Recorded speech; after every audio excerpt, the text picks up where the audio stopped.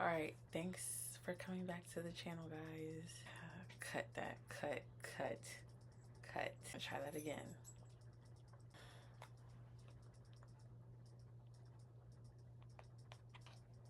What does it say? I'm using my phone. Alright.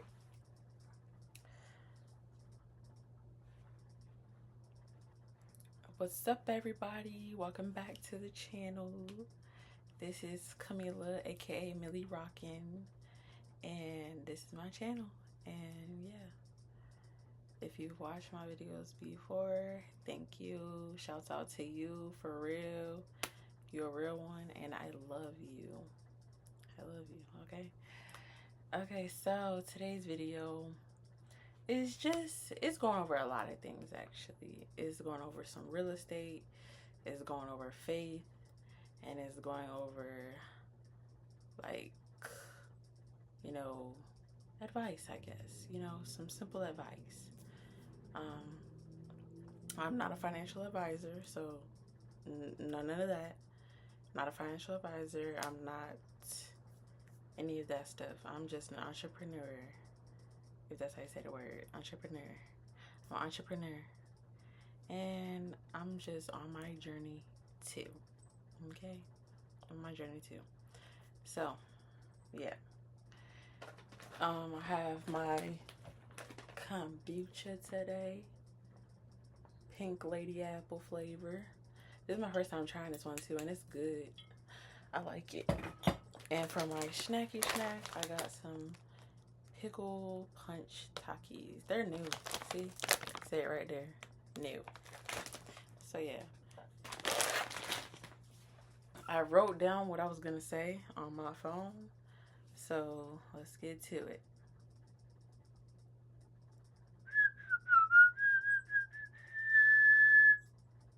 Okay. What's one real estate mistake beginners make that could cost them thousands, and how can they avoid it? One big mistake that people make in real estate is, like, they don't do their research on real estate enough. Like, they don't learn enough, and they don't dig deep enough to, like, learn all the legal terms, all the legal procedures and all that stuff. And that's a big major thing right there. Like, it's good to be excited about real estate, but like when you're too excited and you just jumping into it, that's not good. Like, you want to learn as much as you can before you do that. Because one big mistake that I see people make all the time is not knowing what an earnest money deposit is. And this could be a mistake, or it could be a come up for you. You know what I'm saying? So basically, what an earnest money deposit is, it's basically money that is put up front from the buyer to secure the house, to secure the property that they want to purchase. So they put up that earnest money deposit, and that is non-refundable. You can't get a refund for an earnest money deposit at all. So for the seller, they get to keep that money regardless if the deal goes through or not. Like, if the deal fails and like everyone backs out of the deal, the seller still gets that money. So imagine it's a house or a property for, like, you want to sell it for $50K. You do an earnest money deposit of like $5,000, so like 10% or whatever. I think that's 10%. I'm not a mathematician either, so don't get started with me on that, okay? So the buyer puts up that money in the earnest money deposit. That is a deposit, basically. Like, you know how businesses like have the deposit, non-refundable deposit? It's the same exact thing. It's just a legal term for it. It's called an earnest money deposit. And you can do your research and find out what that means, because yeah. But yeah, so the seller well, I'm not gonna say all sellers, because not all sellers even do that. Because only smart sellers, they will make you put up an earnest money deposit before you purchase that property, because they need some money regardless if the deal goes through or not. You know what I'm saying?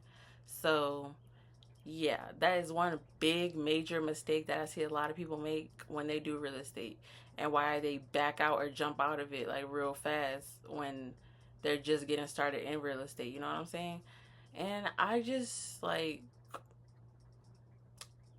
yeah, if you would know about it first, then you would actually do more research, take your time with a deal or purchasing a house or something like that before you even do all that. You know what I'm saying?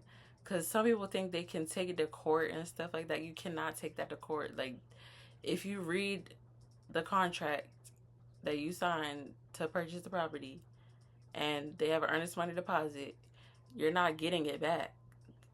You're not getting that back. You signed the contract already.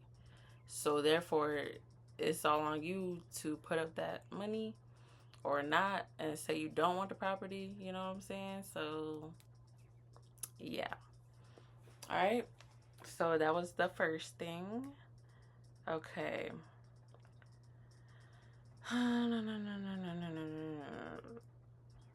And giving value. If someone only had $1,000 and wanted to start building wealth today, what would you tell them to do first? Well, if I was them and I only had $1,000, I would definitely get into real estate for sure, because you could invest like $500 and then earn 100 times that, you know? So that's what I would say to get into real estate. Like, you gotta make some investments to actually earn money in real estate business, you know? So there goes that. And faith and mindset.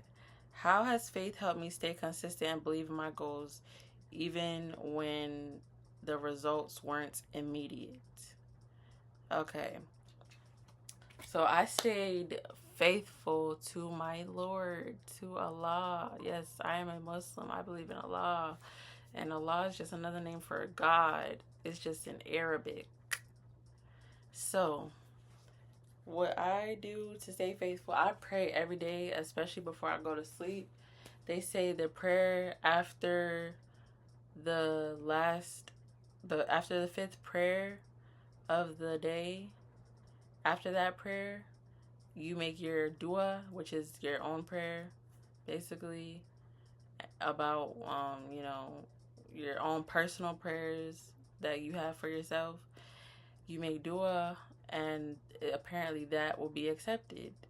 You know, it's accepted, or like more bound to happen if you make dua after the fifth prayer of the day out of the 5 Muslim daily prayers. And doing that on a consistent basis has really helped me in keeping my faith and keeping me motivated in doing business and being an entrepreneur, because being an entrepreneur is freaking hard. It's freaking hard. It's the most difficult thing I ever did in my life. Only because I don't got no kids. Thank God I ain't got no kids right now. But being an entrepreneur is very hard, okay? So, yeah, just being faithful and praying all the time and making specific prayers, making my prayers most specific as it can.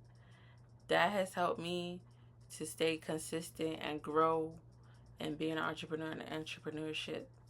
So, let me see. Like, sometimes I pray for a certain amount of money.